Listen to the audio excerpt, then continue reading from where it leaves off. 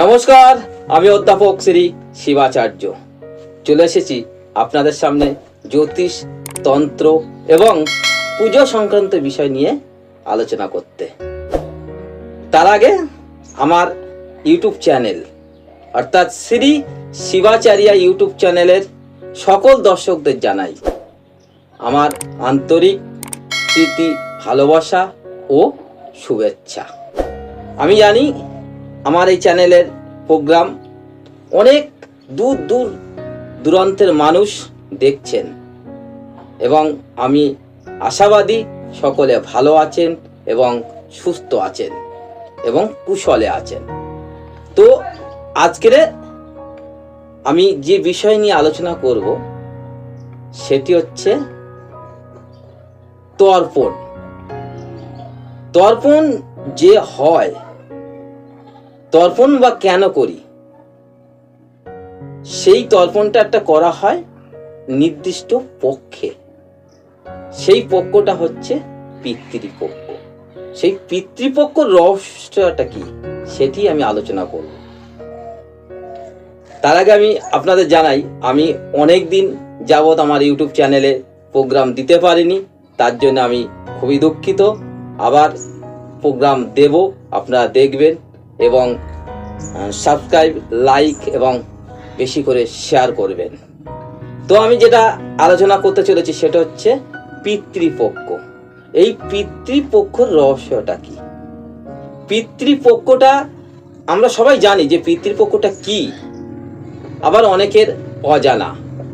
অনেক যারা এই জ্যোতিষ নিয়ে আলোচনা করছে তারাই অনেকের মধ্যেই জানেন না যে পিতৃপক্ষটা কি, এর রহস্যটা কি। পিতৃপক্ষ কবে থেকে শুরু হয়? পিতৃপক্ষ সাধারণত শুরু হয় ভাদ্র পূর্ণিমা। অনেক সময় সেটা আশ্বিন মাসে পড়ে থাকে, অনেক সময় ভাদ্র মাসে শেষে পড়ে থাকে। এই ভাদ্র পূর্ণিমার পরে যে প্রতিপাদ আসে, সেই প্রতিপাদ থেকে শুরু হয় পিতৃপক্ষ এবং সেটি মহালয়ের যে অমাবস্যা, সেই অমাবস্যা পর্যন্ত এই পিতৃপক্ষ চলে থাকে। এই পিতৃপক্ষটা সাধারণত চলে থাকে। তারপরে শুরু হয় দেবীপক্ষ। অমাবস্যা শেষ, প্রতিপাদ শুরু, অর্থাৎ কৃষ্ণপক্ষ থেকে শুক্লাপক্ষ শুরু এবং সেটা হবে আপনার দেবীপক্ষ। এই পিতৃপক্ষ আলোচনার আগে আমরা কাকে স্মরণ করি? বলছে যিনি অতিশয়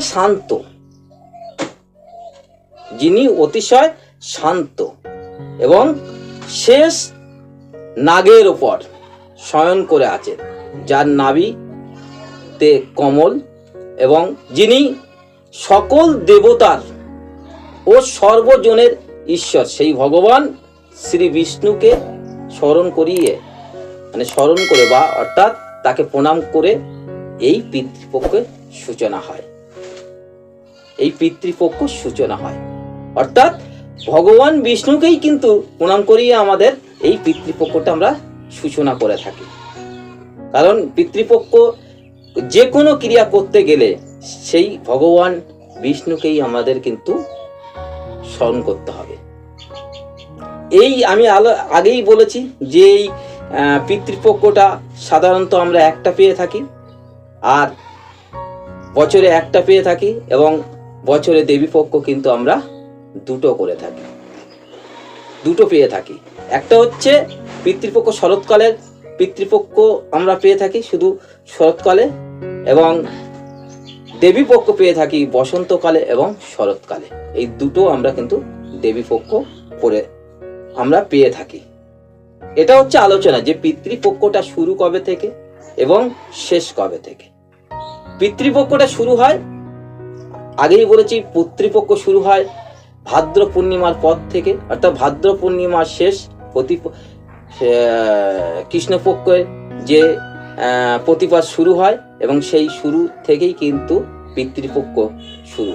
আর মহালয়ার অমাবস্যা যে শেষ, অর্থাৎ কৃষ্ণপক্ষের যে সূচনা হয়, সেই কৃষ্ণপক্ষের প্রতিবাদ শুরুর আগে এটা পিতৃপক্ষ আমরা ধরি। এই সময়টা চলে পিতৃপক্ষ। এই পিতৃপক্ষে আমরা বিভিন্ন কাজ করে থাকি। সেটা হচ্ছে বিভিন্ন ভৌতিক আত্মা, ঠিক আছে, তাদের শান্ত করার জন্য, অর্থাৎ তারা যাতে শান্তিতে বসবাস করতে পারে, তারা শান্তিতে থাকতে পারে এবং আমাদের শান্তিতে রাখতে পারে, তার জন্য আমরা এই পিতৃপক্ষ বিভিন্ন ক্রিয়া কাজটা করে থাকি। এর থেকে বোঝা যায় যে সর্বকিছু শুরু কিন্তু এই পিতৃপক্ষ থেকে কিন্তু আমাদের পূজার সূচনাটা ধরে থাকি আমরা।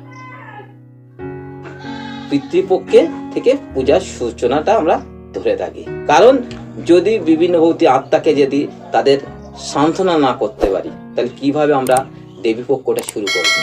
তাহলে দেবীপক্ষ শুরু করার আগে আমাদের কিন্তু পিতৃপক্ষটা পালন করতে হবে। এবার পিতৃপক্ষে কি কি কাজ আমরা করে থাকি সেটা আমি আলোচনা করব। সেটা কিভাবে করে থাকি? কথা হচ্ছে শ্রদ্ধা থেকে শ্রাদ্ধ, অর্পণ থেকে তর্পণ, যাবতীয় যে রহস্য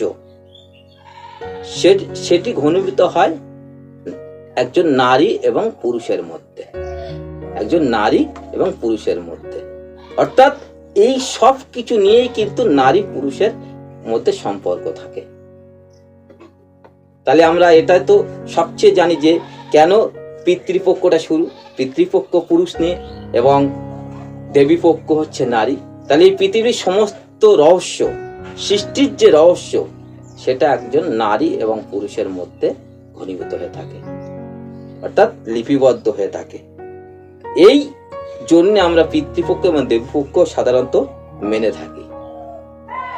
অনেকে অনেক রকম ভাবে আলোচনা করে, অনেকে অনেক ভাবে এটাকে আলোচনা করে, ঠিক আছে, অনেক ভাবে এটা ব্যাখ্যা দিয়ে থাকে।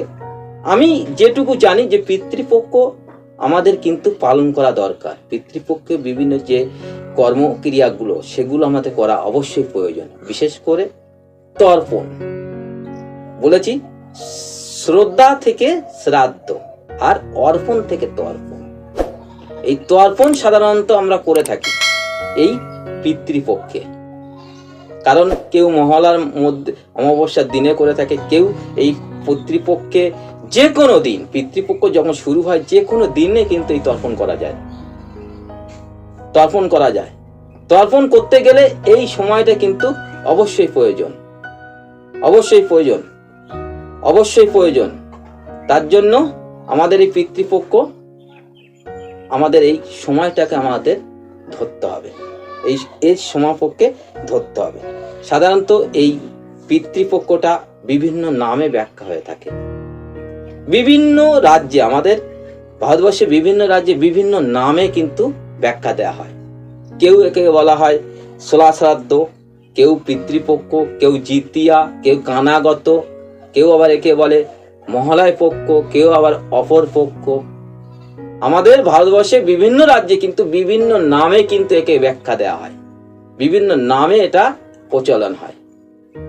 আমরা সাধারণত বলে থাকি এটা পিতৃপক্ষ, ষোলা শ্রাদ্ধ, জিতিয়া, কানাগত, তারপরে হচ্ছে আপনার কেউ বলে মহালয় পক্ষ, কেউ বলে অপর পক্ষ।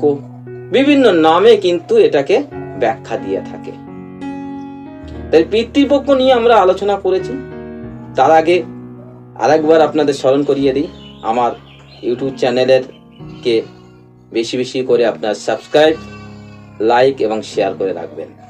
কারণ আমার বিভিন্ন জায়গায় চেম্বার আছে, অনেক সময় এগুলো শেয়ার করে রাখলে, কারণ আমার চেম্বারে হয়তো কেউ আসতে পারলো না, এই বিভিন্ন যে প্রোগ্রামগুলো দেখেন, বিভিন্ন ভিডিও দেখে তারা তাদের যে সমস্যাগুলো হয়ে থাকছে, মানে যে সমস্যায় তারা জড়িয়ে আছেন, সেই সমস্যা থেকে বেরোতে পারবেন কিন্তু এর ফলে।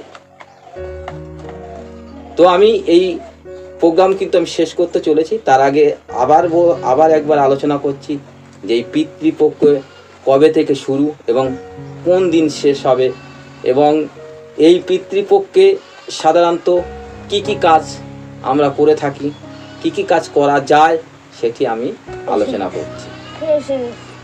কারণ পিতৃপক্ষে অনেক কিছু কাজ করা যায়। কারণ ভৌতিক কাজ, বিশেষ করে পূর্বপুরুষের আত্মার শান্তি কামনার জন্য আমরা তর্পণ আমাদের করতে হয়। কারণ অনেক সময় পিতামাতা মারা যাওয়ার পরে আমরা প্রত্যেক বছর বাৎসরিক ক্রিয়া করতে পারি না, তার জন্য এই তর্পণটা করে থাকে পিতৃপক্ষে। এটা কিন্তু অবশ্যই একজন সন্তান হিসাবে তার কাজ হচ্ছে এই তর্পণ করা পিতৃপক্ষে। তো সবাইকে জানাই আমার এই শ্রী শিবাচারিয়া ইউটিউব চ্যানেলে স্বাগত।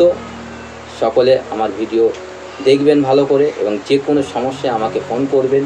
আমার স্ক্রিনে আমার ফোন নাম্বার যাচ্ছে, বিভিন্ন চেম্বারের নাম যাচ্ছে, এবং সেগুলো কেউ যদি যে আমি সেখানে দেখাতে না পারি অনলাইনে আমার সঙ্গে যোগাযোগ করতে পারেন। আমার হোয়াটসঅ্যাপ নাম্বার আছে, তাতেও যোগাযোগ করতে পারেন যদি কোনো সমস্যা হয়।